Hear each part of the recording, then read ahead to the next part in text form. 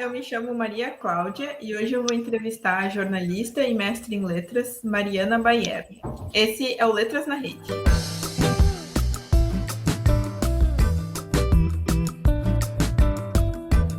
Então, vou apresentar a Mari brevemente. A Mariana Baierle é jornalista pela PUC do Rio Grande do Sul, é mestre em letras pela Federal do Rio Grande do Sul, é ativista no segmento das pessoas com deficiência, apaixonada pela literatura e pela escrita, atua como assistente em administração no núcleo acadêmico do Instituto de Letras da Federal também. Mari, bem-vinda! Muito obrigada, Cláudia. Obrigada pela oportunidade de conversar contigo e com o pessoal que nos assiste em casa. Massa, eu vou fazer algumas perguntas e tu te sente bem à vontade para desenvolver o quanto tu quiser. Eu sei que tu tem um blog chamado Três Gotinhas. O que te motivou a fazer o blog? Sobre o que ele é? Quanto tempo ele existe? Que importância ele tem para ti? Bom, o blog Três Gotinhas existe desde 2011, anterior ainda ao meu ingresso no curso de jornalismo, e ele é um espaço em que eu publico crônicas, poesias, divulgações de eventos, e o nome Três Gotinhas surgiu em função da minha paixão pelo café, que lá atrás eu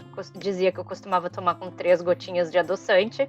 Na verdade, em função de eu ter uma deficiência visual, eu tenho cerca de 5% de visão em função de retinose pigmentar, eu nunca consegui contar as gotinhas de adoçante que caíam, então eu brincava que às vezes caíam 1, 2, 3, às vezes um esguicho caíam 10 gotinhas, sei lá. Então, que eram gotinhas imaginadas, né?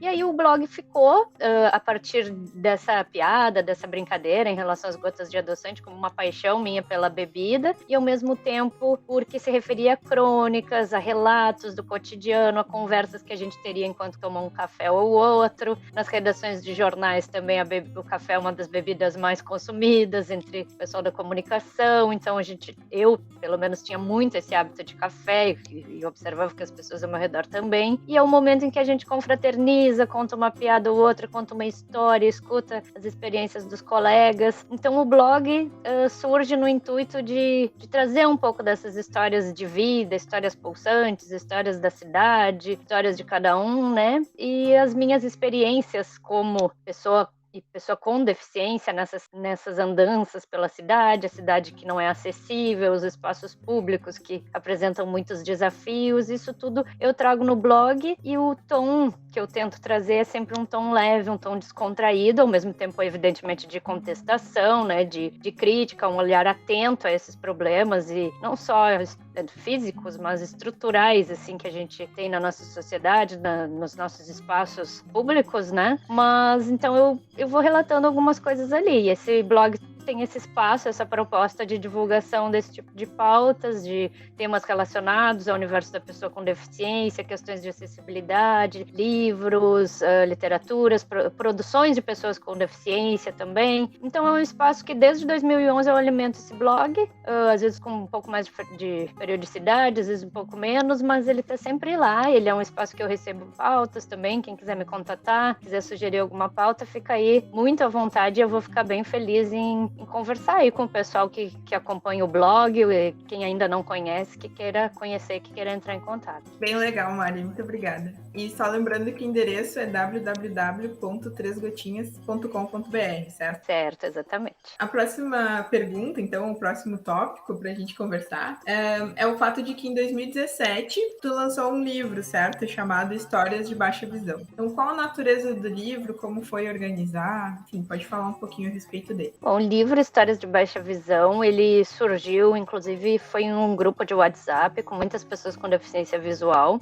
Eu e meu marido, nós dois temos deficiência visual, e ele estava no grupo e a gente começou a contar, todos os integrantes ali começaram a contar algumas histórias envolvendo o uso da bengala. E a bengala é um instrumento de orientação e mobilidade que é bem representativo, né, para as pessoas com deficiência, embora nem todas as pessoas com deficiência visual utilizem bengala, porque às vezes tem um nível de baixa visão que é ainda permite a locomoção sem a bengala, mas é algo bem simbólico. Então, para a pessoa com deficiência, inclusive para mim foi bastante simbólico, foi um momento importante na minha vida, bastante difícil, mas ao mesmo tempo libertador quando eu comecei a usar a bengala, porque ninguém quer precisar de uma bengala, ninguém quer depender desses instrumentos para conseguir se locomover, ninguém gostaria de ter a deficiência visual, mas a partir do momento que tu assume aquela deficiência, assume aquela bengala e assume tudo que aquilo representa e que a tua vida vai ser naqueles conformes a partir daquela perspectiva, é libertador. Então, assim, a gente estava conversando no grupo sobre o uso da bengala, inclusive sobre existe uma questão de cores para identificar as pessoas com deficiência visual, a bengala branca para a pessoa cega, a bengala verde para a pessoa com baixa visão e vermelha e branca para a pessoa com surdo-cegueira. E a gente estava ouvindo relatos ali nesse grupo de WhatsApp e aí o meu marido Rafael falou assim, olha, mas seria lamentável, uma pena se a gente deixasse essas histórias só aqui nesse grupo de WhatsApp e não compartilhasse com outras pessoas, quem sabe a gente faz um livro e eu passo a bola pra Mari, vamos ver se ela não quer organizar, porque ela é jornalista, de repente, e aí ele falou comigo e disse, não, com certeza eu quero organizar, acho bem legal, e aí surgiu a partir dali, naquele dia mesmo a gente já criou um outro grupo no WhatsApp para ir chamando as pessoas que topavam participar da coletânea, e ali ela já tinha um título, né, o grupo já se chamava Histórias de Baixa Visão, e a gente foi acrescentando no grupo, então todo mundo que topava participar dessa coletânea, com a proposta de contar suas histórias de vida relacionadas à vivência da baixa visão. O tema era livre, mas, assim, assuntos relacionados à vida cotidiana, saúde, educação, transporte, locomoção na cidade, vivência com amigos, família, enfim. Crônicas ou relatos do seu cotidiano, de forma bem ampla. Então, cada um escreveu um capítulo e eu organizei, né, uni todos esses autores, dei algumas orientações, organizei por capítulo, temáticas, enfim, fiz toda a parte editorial também da busca por editoras e, enfim, lançamentos, depois a parte também administrativa, digamos assim, do projeto. O livro foi lançado em 2017 na Feira do Livro, foi um sucesso. Nossa primeira edição teve 1.000 exemplares, que é uma tiragem relativamente alta para o mercado editorial brasileiro, né? E se esgotou em menos de 6 meses. Então foi algo assim, uma repercussão muito grande. E em 2018 a gente já lançou a segunda edição com mais autores aí, e não são só autores aqui do Rio Grande do Sul, tem autores de outras partes do Brasil. E esse livro, Cláudia, me proporcionou viajar por várias cidades, conhecer os autores pessoalmente. Eu conheci todos pessoalmente, depois eu acabei indo até a cidade natal de cada um, a gente fez lançamentos e se criou uma rede de amizade. Alguns autores a gente ficou na casa das pessoas, sabe? Não foi um livro com nenhum tipo de financiamento, foi tudo a gente, entre um momento livre, um feriado, um período de férias em que, sei lá, eu já tenho família em São Paulo, então fui para São Paulo, fiquei na casa dos meus familiares lá, por exemplo, e já fizemos um lançamento lá. Então foram coisas assim que a gente foi aproveitando as viagens que a gente faria para já ir conhecendo os autores, fazendo algumas atividades, roda de conversa, participando de feiras do livro, das localidades que eu fui, enfim, ou um evento em livraria, fizemos sessões de autógrafos. Então, assim, a gente realmente, eu digo que a gente agitou com o livro no bom sentido de trazer uma mobilização e aí uma divulgação para o assunto da baixa visão, mostrar para as pessoas que não existe somente a cegueira, que existe também a baixa visão. Quando a gente fala em baixa visão, a gente se refere aí a uma gama de pessoas com deficiência visual que tem abaixo de 30% de visão, mas não são consideradas cegas. E esse é abaixo de 30% de visão sem correção óptica. Então, uma pessoa que daqui a pouco tem 10 graus de miopia, vai lá e coloca um óculos, ela não é considerada uma pessoa com deficiência visual. Ela tem um problema, evidentemente, de visão, mas não é a deficiência visual, baixa visão, como a gente, nos critérios, né, oftalmológicos, enfim. Então, a gente tenta dar visibilidade para essa gama de pessoas que a gente vive, eu costumo dizer, num entre-lugar, porque nós não somos considerados cegos, mas também não somos videntes, né? Não somos pessoas que enxergam normalmente. Então, às vezes eu enxergo uma pessoa na minha frente a 1, 2, 3 metros de distância, mas eu não sei quem é. Eu posso ver um obstáculo e desviar dele em determinado momento porque está claro o ambiente, mas daqui a pouco no outro ambiente que já está mais penumbra ou quando é de noite já não vou desviar e já posso tropeçar, poderia cair. Então, assim, são situações que eu tô na parada do ônibus, eu vejo o ônibus chegando, mas com certeza eu não vou conseguir ler ver a placa, né? E se eu não utilizo bengala, eu teria que ficar perguntando pro motorista que ônibus que é, e as pessoas não compreendem, né? Nossa, por que tá perguntando, né? Então, assim, a bengala me ajudou muito. Hoje eu já não conseguiria mais andar pela cidade sem bengala, mas eu tive um período da minha visão em que eu ainda tentava, e eu passava por esse tipo de situações em que ficava perguntando no ônibus para as pessoas que linha que era, ou pro motorista, e aquilo gera uma incomodação, porque as pessoas não entendem porque tu está perguntando, ou tu não vai enxergar, o motorista ainda aponta para a placa, ou faz um sinal visual, assim. Então, são situações difíceis, e não estou aqui culpando o motorista de ônibus, porque, nossa, felizmente eu já encontrei tantos motoristas que me ajudaram muito, assim, até atravessar a rua, descer num local inacessível. Nossa, como a cidade é complicada de circular, e felizmente a impressão que eu tenho é que de anos para cá a coisa tá cada vez mais difícil, assim, para quem tem qualquer tipo de deficiência. E atualmente eu sou mãe, então eu com carrinho de nenê, assim, eu brinco que eu não consigo dar uma volta na quadra da minha casa. Brinco não, é triste, né? Eu chamo atenção para isso, mas eu não consigo dar volta na quadra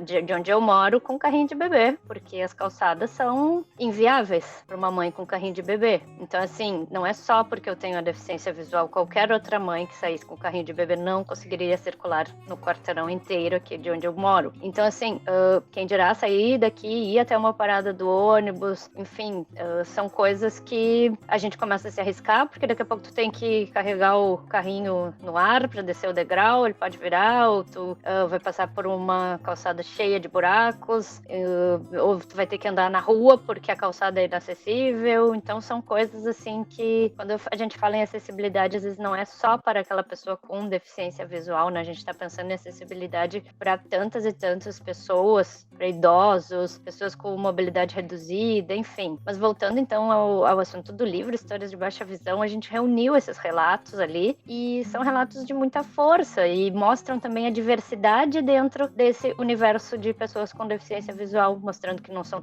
todas pessoas iguais, não é porque tem uma deficiência que vivem todas da mesma forma, do mesmo jeito, cada uma com formações diferentes, vivências diferentes, de diferentes cidades do Brasil, diferentes idades, classes sociais, faixas etárias. Então acho que a gente conseguiu reunir ali e mostrar, quebrar um pouco dos estereótipos, mostrar que pessoa com deficiência visual não existe uma caricatura, né? Muitas vezes quando eu costumo brincar assim, não existe o uniforme do cego, como as pessoas dizem, que é uma pessoa de óculos escuro, cabeça baixa e bengala e que não consegue fazer nada, sabe? Infelizmente a gente ainda tem esse estereótipo de que o cego, que a pessoa com deficiência visual não enxerga nada, vai ser sempre uma pessoa introvertida, tímida, fechada, porque não consegue viver, não consegue fazer as coisas. Então, o livro foi um pouco nesse sentido, de mostrar que existe toda essa diversidade, essa multiplicidade dentro desse universo. Muito legal, Mari, muito obrigada.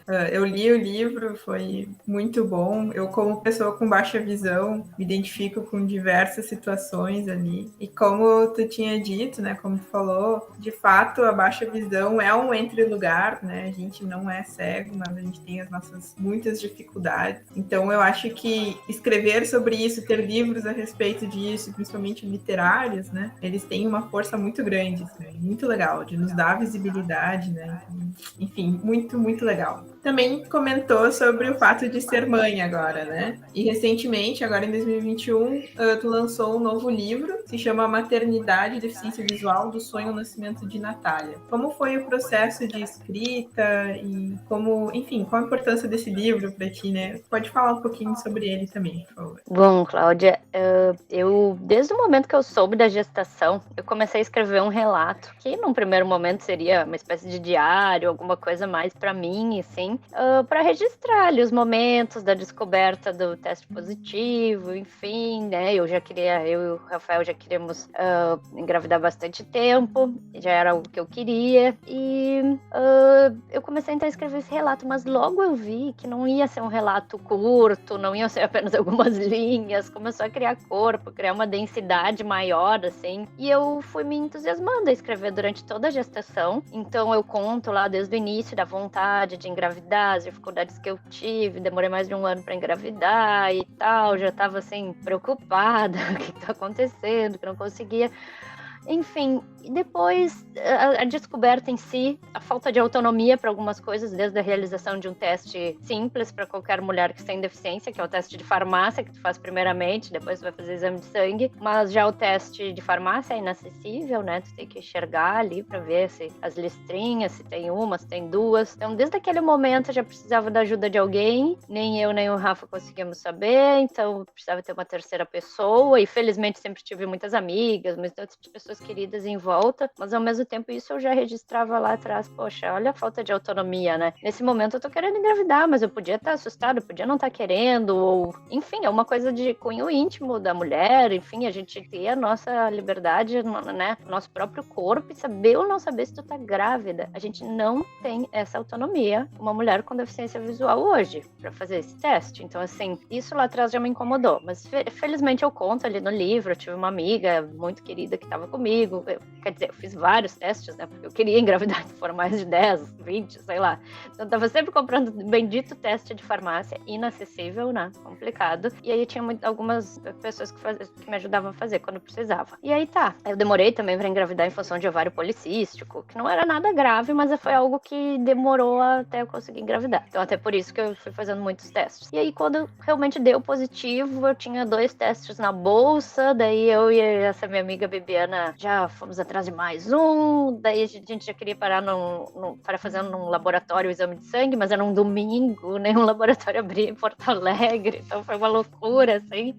Eu tive que esperar até o outro dia, e foi uma angústia, assim, aquela expectativa. Então, eu conto desde esse momento, assim, no livro, passando por as ecografias, todo o acompanhamento pré-natal, né? A forma como os médicos lidaram comigo, com meu marido. A gente já escolheu uma obstetra que era muito empática, a gente não tinha nenhum tipo de preconceito, porque infelizmente até dentro do universo da medicina existem muitos médicos ainda com preconceito, que aconselham pessoas com deficiência a não ter filhos, porque acham que enfim, inferem que somos incapazes ou que não vamos conseguir, ou enfim, acham que é muito difícil, não sei. Então, assim, dentro desse universo da área da saúde também é bem complicado, mas a nossa médica foi muito acessível, muito humana com a gente. Depois a médica que fez todo o exame, o acompanhamento das ecografias também. Então eu conto toda a parte, assim, do acompanhamento da gestação, passando pela, enfim, aí chegando no 3º trimestre ali de gestação, começou a pandemia, houve aquele, né, ali em março de 2020, né, aquele fechamento de tudo, o isolamento social, enfim, as pessoas em casa, e ali eu tava já no meu 3º trimestre de gestação, tinha marcado chá de fraldas e foi cancelado, evidentemente, não pude fazer, desde aquele momento não pude mais ver ninguém. No início a gente não sabia quanto tempo ia durar, eu ainda pensava assim, será que até junho, quando a minha filha nascer, já vai ter acabado essa pandemia? Acho que sim, né, 1, 2, 3 meses, já é tempo suficiente, vai passar, né, a gente pensava, e não tinha noção, né, atualmente a Natália tá com 1 ano e 5 meses, e a pandemia ainda tá aí, né, infelizmente bem mais controlada, mas ainda tá aí, né, então a gente não tinha ideia do que vinha pela frente, mas então eu tive a Natália durante a pandemia, o hospital cheio de cuidados, muito receio, ainda naquele momento eu conto do nascimento, acho que um dos méritos do livro é também não contar de forma completamente idealizada essa questão da maternidade, até do nascimento em si. Eu tenho algumas amigas e leitores do livro que disseram, nossa, gostei muito do momento que tu fala do parto, do nascimento, porque não é aquela coisa idealizada, romantizada, que às vezes a gente vê, eu digo em filmes, programas de TV, aquela imagem que se vende, né, da mulher, da mãe, como aquela mãe com o dom para ser mãe, e evidentemente a mulher tem o dom, ou como queira chamar, mas digamos, o momento do hospital ali é um momento também de dor, é um momento também difícil, né, de muitos incômodos, até a mulher ficar bem depois, então assim, é um impacto no corpo, psicológico, hormonal, tudo, então são muitas transformações, né, então tudo isso eu relato no livro. Depois o retorno para casa em meio à pandemia, a adaptação com a nossa filha, enfim, e o livro conta um pouco do início, assim, já com a Natália, mas já dando espaço para, de repente, mais adiante um segundo volume, enfim, então conta o início da nossa vida com ela e todo esse processo da gestação. E eu acho que ele fala, assim, então, de maternidade em geral, digamos assim, e de maternidade pelo ponto de vista realmente de uma mãe com deficiência visual. Então, mulheres sem deficiência deficiência se identificam em algumas questões com o livro, mulheres com deficiência também já me trouxeram relatos de que passaram por situações parecidas, de preconceitos que eu enfrentei ao longo da gestação e que enfrento até hoje, e evidentemente pontos muito particulares meus e que outras pessoas têm pontos muito particulares seus, né? Cada vivência é única e não pretendo, não sei, eu acho que o meu livro traz, eu acho que um dos objetivos é esse, mostrar que cada vivência é única, eu não vou ser, as outras mulheres não vão ser iguais a mim, mas em alguns pontos podem se identificar, em outros não, enfim, então eu acho que é muito pra gente pensar e desconstruir também com preconceitos, com questões que às vezes as pessoas acreditam que nós, por termos uma deficiência, seríamos incapazes desde dar luz, desde ter um relacionamento afetivo e quem dirá de cuidar de uma criança mais adiante. Então acho que esse é o principal objetivo do livro, mostrar que isso é possível e no fundo eu tô falando ali de muito amor, né? Uma transformação gigante, construção de uma família, né? Então é muito amor envolvido e também muito trabalho, um trabalho exaustivo para cuidar de um bebê, mas que é recompensado, assim, que vale cada minuto, cada esforço envolvido, mas que é bem difícil, assim. Então é ao mesmo tempo que é maravilhoso, é trabalhoso, tudo ao mesmo tempo. São muitas emoções e sentimentos que seguem até hoje, assim, num turbilhão, assim, de emoções. Quando a gente vê a minha filha crescendo, já falando muitas palavras, correndo. Então, nossa, é uma emoção, assim. Parabéns pela vida da Natália, Mari. E parabéns pelo livro também. Então, só para encerrar essa parte, Cláudia, fazer a propaganda. Então, quem quiser, atualmente o livro está sendo vendido na Feira do Livro, em Porto Alegre. Pode entrar em contato comigo pelo blog também, ou pelo próprio site da editora Gregory Books. Todas essas formas de aquisição do livro. Também na Amazon, quem preferir versão digital pode ler no Kindle, até compatível, né, com leitor de tela, tudo. E ou o livro físico ou o livro digital. Em todas essas formas que eu falei. Feira do Livro, no blog, ou no site da editora Gregory, ou no próprio Amazon. Fica o convite. Boa, bem lembrado, importante. Bom, então agora eu queria perguntar um pouquinho sobre o teu mestrado, como foi, né? Foi mestrado em estudos literários e também como tu te relaciona com a academia, se tu tem planos de continuar a tua formação acadêmica. E eu já vou emendar para perguntar se tu tem vontade de lançar outros livros. Acho que tu já deu uma dica, né? Mas, enfim, quais os teus planos futuros? Como foi a tua formação acadêmica? Quais os teus planos futuros? Bom, eu fiz o mestrado em literatura, né, Cláudia, no Instituto de Letras da URGS, onde eu trabalho hoje. E foi uma experiência incrível e foi a minha aproximação, na época, cheguei a ser bolsista do CNPq, né, de pesquisa, enfim.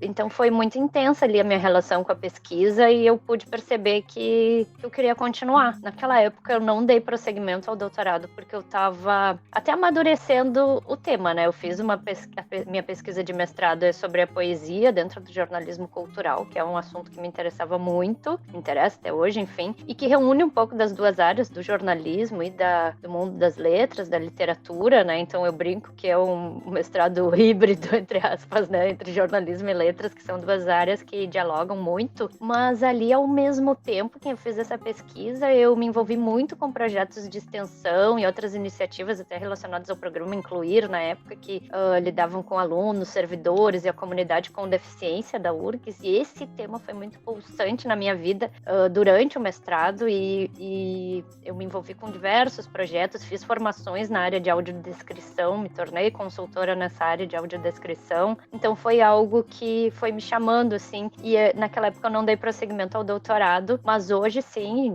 depois daquilo eu fui em TV, em rádio, passei por outras experiências, né, mas hoje eu vejo que eu quero fazer o doutorado, estou passando pelo processo seletivo, inclusive, mas é na faculdade de educação e eu pretendo trabalhar, então, com a temática da pessoa com deficiência e o acesso ao ensino superior. Eu acho que muito das experiências que eu vivenciei, desde a minha formação lá na faculdade de jornalismo, depois no mestrado, enfim, e nos projetos de extensão que eu me envolvi, enfim, e no ativismo mesmo com as pessoas com deficiência, em associações, circulando aí com o livro, Brasil afora, eu vejo o quanto se faz necessário ainda pesquisas e esse ativismo por mais acessibilidade. E quando a gente fala em acesso ao ensino superior, eu não estou falando só em cotas, mas também nas cotas de acesso ao ensino superior, que é algo que tem contribuído bastante bastante, mas não é porque o aluno entrou por cotas que ele é melhor ou pior do que os outros. A gente ainda tem um preconceito dentro das cotas, infelizmente, e às vezes subestimando o aluno que entrou por cotas. Ele entrou pela porta da frente, né, como qualquer outro aluno, enfim.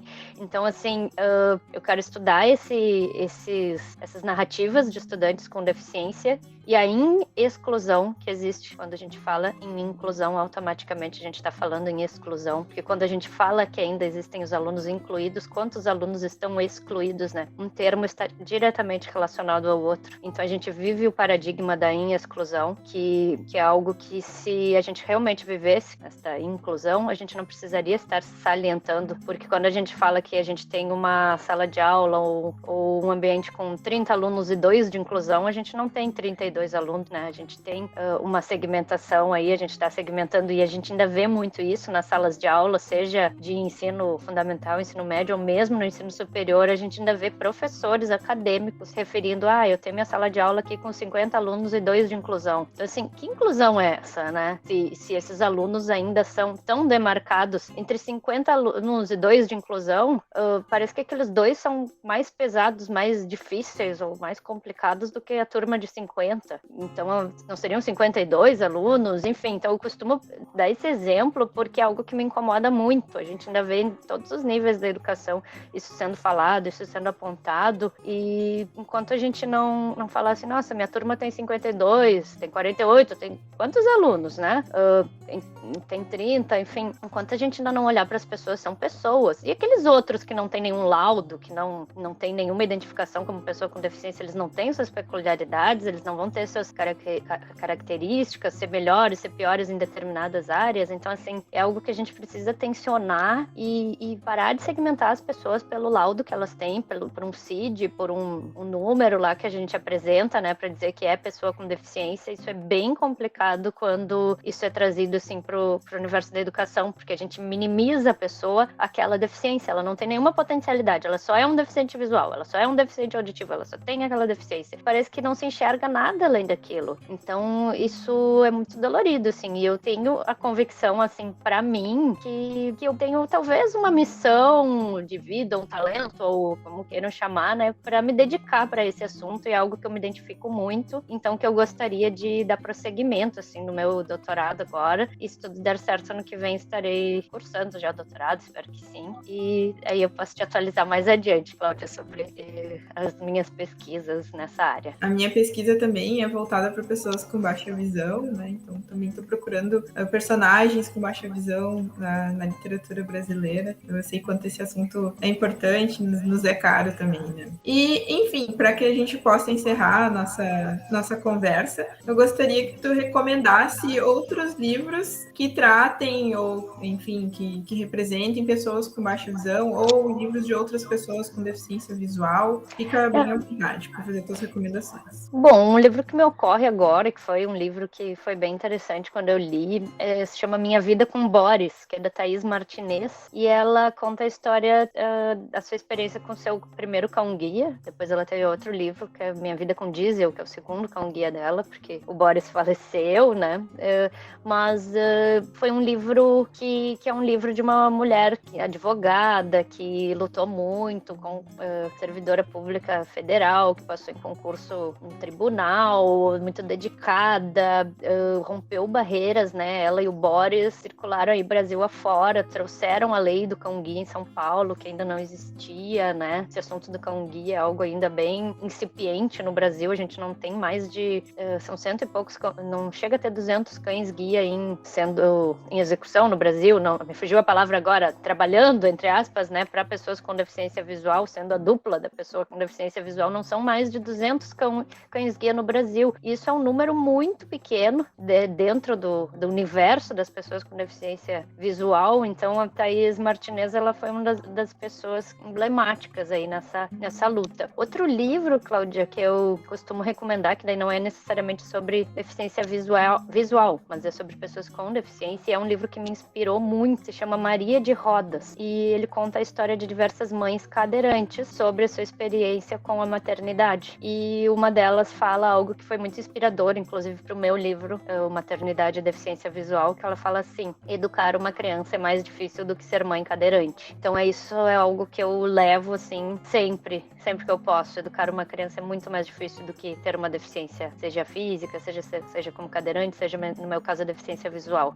Educar uma criança, colocar uma criança no mundo, passar valores, se preocupar com que mundo essa criança tem pela frente para enfrentar, que valores a minha filha vai levar, pessoa, que ser humano ela vai ser, como ela vai lidar com os colegas na escola, como ela vai lidar com os colegas na vida, né? Então, assim, no trabalho, em todos os ambientes que ela for passar, e quais seus sonhos, quais as dificuldades que ela vai passar. Então, assim, educar uma criança é muito mais difícil do que ser mãe com deficiência. Então, isso é algo que eu gosto de dizer, foi inspirador desse livro, e ali contam diversas maternidades, dificuldades de uma mãe que queria levar o filho no teatro, um teatro infantil, e a criança não tinha deficiência, mas a mãe tinha, né? E a mãe não pôde entrar, e queriam deixar a criança com uma amiga dela, não me lembro, com outra pessoa que foi junto. Ela acabou deixando o filho com outro acompanhante para assistir a peça de teatro, e a mãe ficou esperando do lado de fora. Então, algo muito triste, assim, tu como mãe querer fazer uma programação com teu filho e acontecer esse tipo de coisa. E então, assim, são exemplos, e não vai ser o primeiro, não vai ser o único, não vai ser o último. Eu provavelmente vou passar por muitas situações assim com a minha filha, de querer levar ela em alguma coisa. Ela não tem deficiência visual e eu e meu marido temos, né? Então, levar ela para uma programação e que talvez seja acessível para ela, mas não seja acessível pra gente. Então, assim, o mundo ainda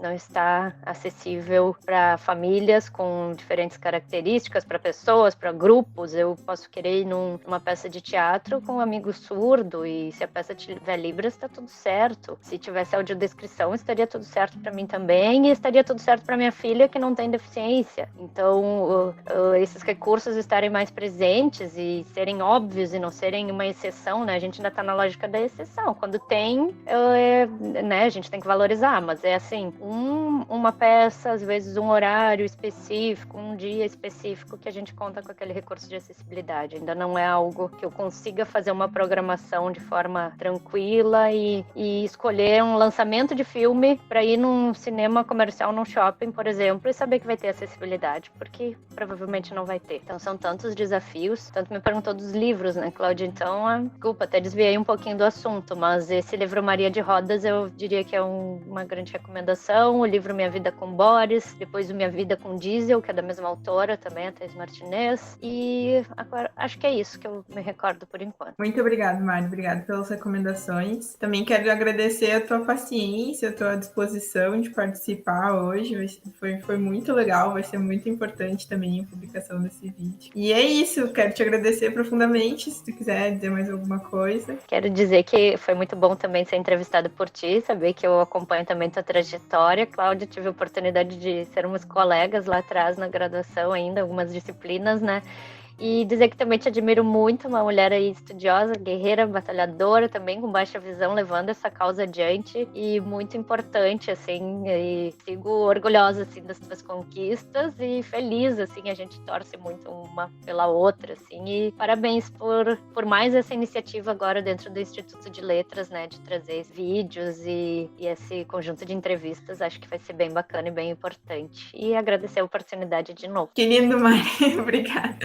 Muito obrigada. Eu acho que é isso, a gente encerra por aqui. Um abração para quem nos assistiu e muito obrigada. Ficou com alguma dúvida?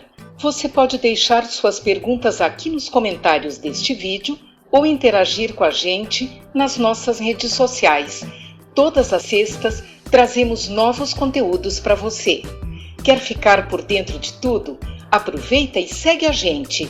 Você nos encontra em todas as mídias pelo @letrasnarede. Até mais!